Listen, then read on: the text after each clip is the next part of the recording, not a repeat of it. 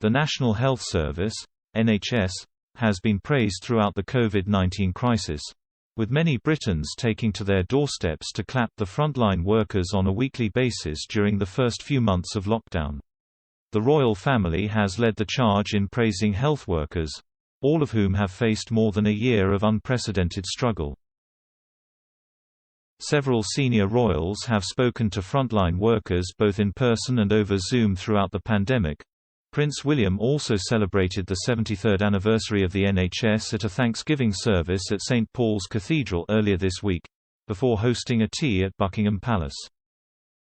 The Queen even awarded the entire service with the George Cross this week, a rare royal tribute which recognises acts of the greatest heroism or of the most courage in circumstances of extreme danger. In a surprising move, she also attached a handwritten note to mark the occasion, which was then shared on the royal family's social media accounts. The Queen's message read, "It is with great pleasure on behalf of the grateful nation that I award the George Cross to the National Health Service of the United Kingdom.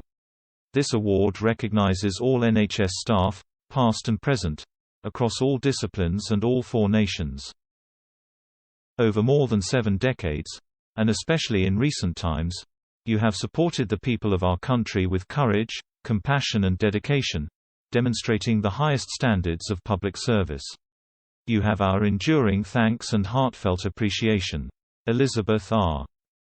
Speaking on Pod Save the Queen, podcast host Ann Gripper and Daily Mirror royal editor Russell Myers unpacked the heartfelt act from the Queen, and pointed out one particularly challenging element of the message. Ms. Gripper said, "I think it's lovely that it's a handwritten message. But I couldn't work out what the word before, appreciation, was."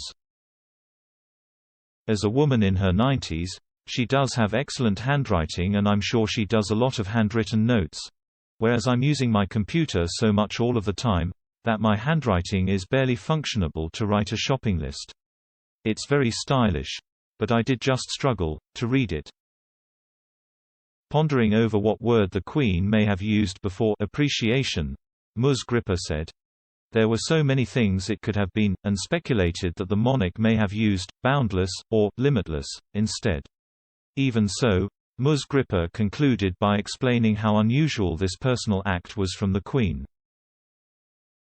Mr. Myers replied, "You are right, because it has only been awarded to a group of people twice before. And this award goes back to the 40s. Obviously the Queen's father, King George VI, gave it to the inhabitants of Malta in 1942, for the heroism displayed by the island inhabitants during the enemy bombardments during World War II. And then in 1999, the Queen awarded it to the Royal Ulster Constabulary of Northern Ireland in recognition of the force's bravery. So too, major periods within recent history, and I think this tells you of the recognition that the NHS, both past, present and future deserve, and have been rightly recognized throughout the pandemic. I think a lot of people, hopefully, had more of an appreciation of what the NHS is all about." The royal family described the award as the UK's highest award for non-military courage. The Queen also chose to present it on the 73rd anniversary of the NHS, just days after Thank You Day, which acknowledges the incredible work of volunteers during the pandemic.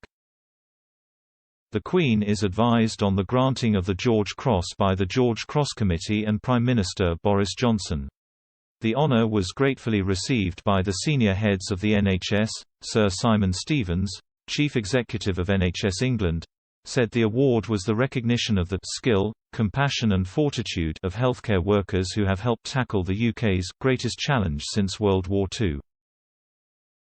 Dr. Chand Nagpal, Council Chairman of the British Medical Association, said the award was a welcome recognition for many who feel exhausted, physically and mentally, after the grueling challenge of the last year. However, he also said it was important to provide an adequate working environment to health workers by providing a strong workforce with plentiful resources, including enough hospital beds and facilities in general practice, 2 areas which have come under scrutiny during the pandemic. Acting General Secretary and Chief Executive of the Royal College of Nursing Pat Cullen also said nursing staff should hold their heads high to be recognised in this way.